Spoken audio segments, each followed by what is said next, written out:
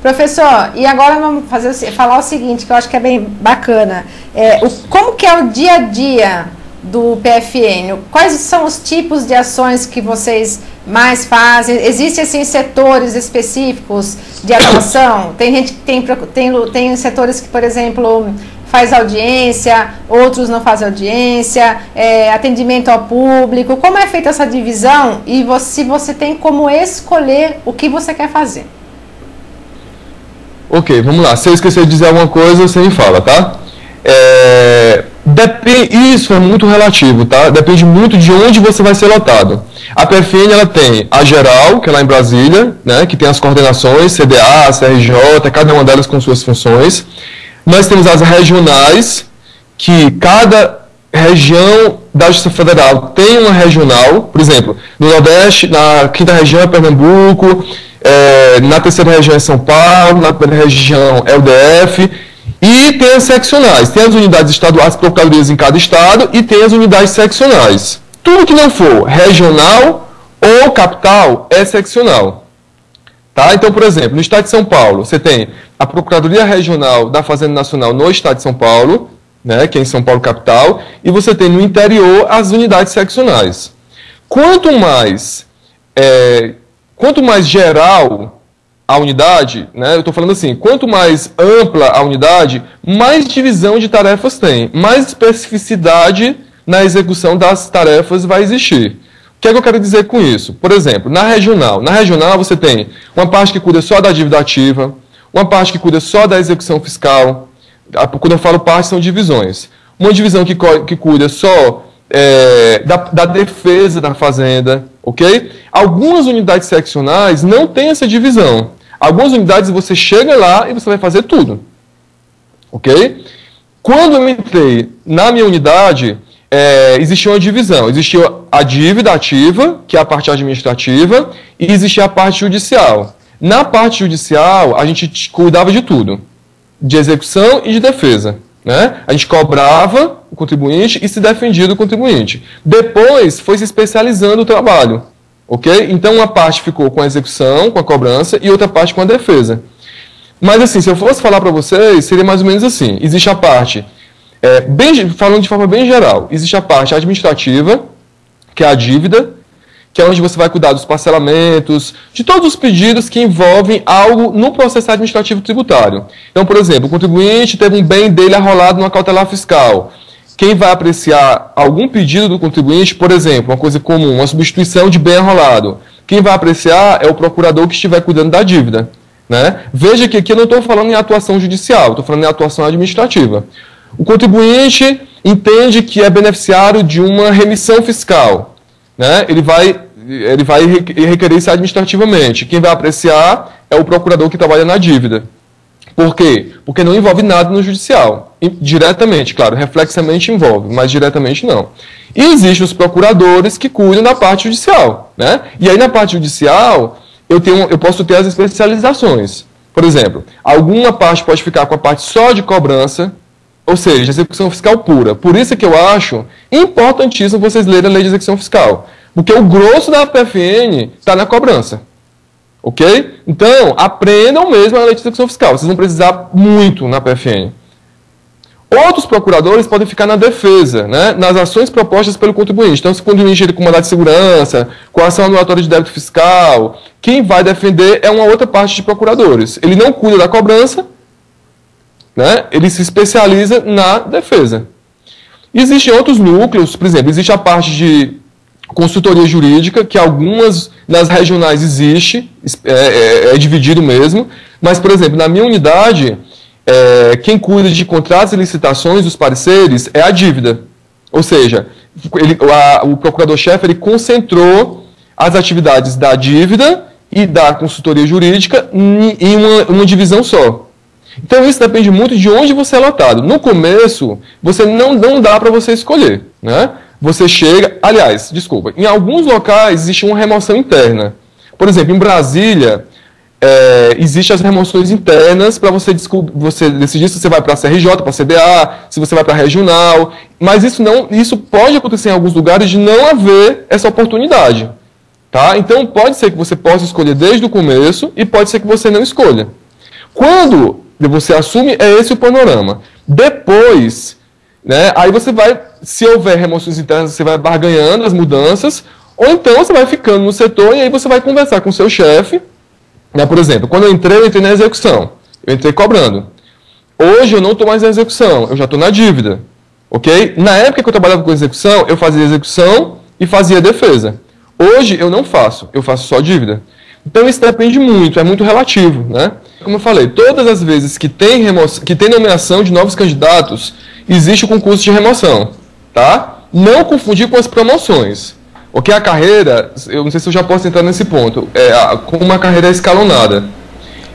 Pode falar, professor. A carreira ela é escalonada em 3 níveis. Segunda categoria, que é a categoria de ingresso, primeira categoria e a categoria especial. À medida que você vai progredindo na carreira, você vai podendo barganhar novos, né? Aliás, você vai podendo ser promovido, né? Barganhar não no sentido objetivo, né? Existem os critérios de promoção, critério da antiguidade e critério do merecimento. Então, 2 vezes no ano é a regra, existem concursos de promoção. Né? Na promoção, não confundam promoção com remoção. Promoção é você progredir nas classes da carreira. Então você tem lá, por exemplo, eu ingressei na segunda categoria, que tem um padrão salarial X, né, remuneratório. Depois, houve o concurso de promoção, eu acabei não conseguindo ser promovido, porque, pasmem, mas eu não averbei meu tempo de serviço da Justiça Federal, né, porque eu acabei esquecendo, aliás, eu falei sim, que eu era analista da Justiça Federal. Eu não averbei, demorei a averbar. Então, quando teve o concurso de promoção, eu ainda não tinha averbado meu tempo de serviço. E aí eu acabei não conseguindo ser promovido. Né? Aí depois eu averbei, né? Ganhei a lição, né? Entendi a lição, averbei meu tempo de serviço, e aí na promoção seguinte, eu fui promovido para a primeira categoria. E aí um dia eu vou ser promovido para a especial, aí demora um pouco mais. Isso é promoção.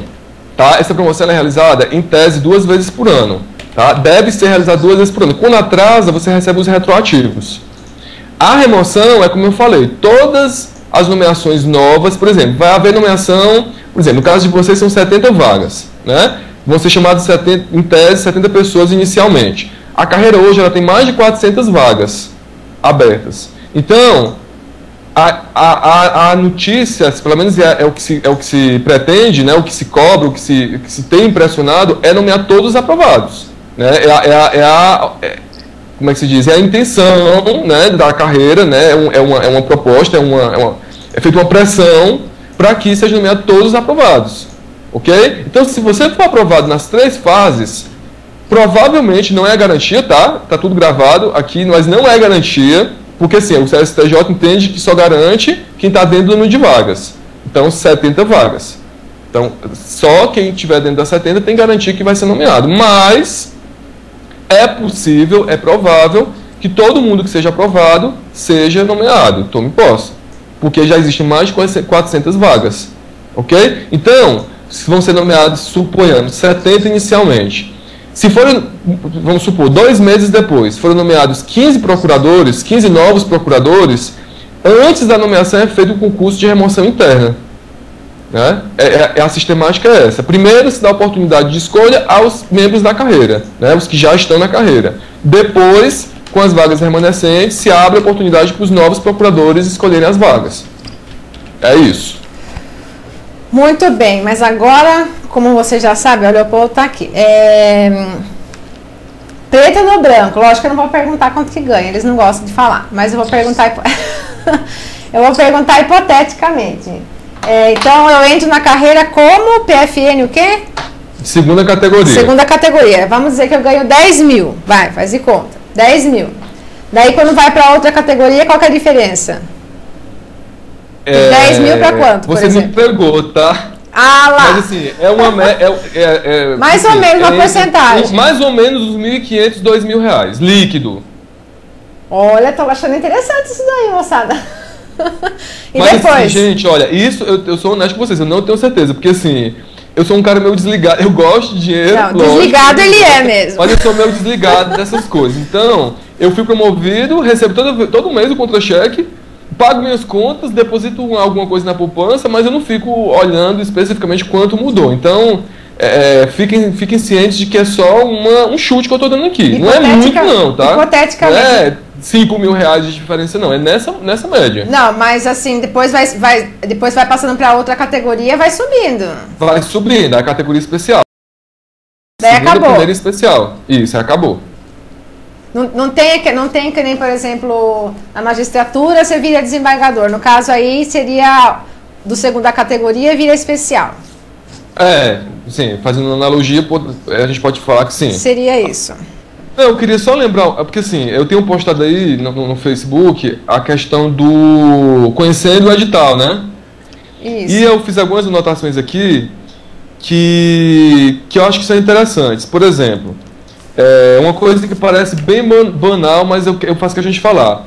No edital vem falando que você só pode fazer a prova com caneta esferográfica transparente. Então, pelo amor de Deus, não vão para a prova com aquelas canetas fechadas, tá? Levem para a prova as canetas transparentes. Eu já vi candidato aperreado, né, na hora de prova porque não tinha caneta adequada e a banca não e os fiscais não deixam fazer.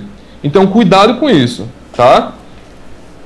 Que mais que a questão das consultas, né? Eu acho que eu já falei que na objetiva você não, aliás, não falei, na objetiva vocês não vão consultar códigos, ok? De forma alguma.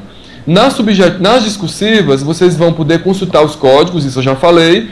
Não vão poder olhar, não vão poder consultar a parte de exposição de motivos, mas vão poder consultar as súmulas, ok? E na oral vocês fica a critério da banca. Ok? Fica a critério da banca. Outra coisa que eu queria falar, a questão da porcentagem, eu já falei para vocês. Uma coisa que eu achava que fossem perguntar e não perguntaram, que é a diferença de tempo entre a primeira e a segunda fase. Né? Eu ia perguntar isso. Terminar a primeira fase, vocês vão ter o que chama de inscrição definitiva, né? Vocês vão fazer agora.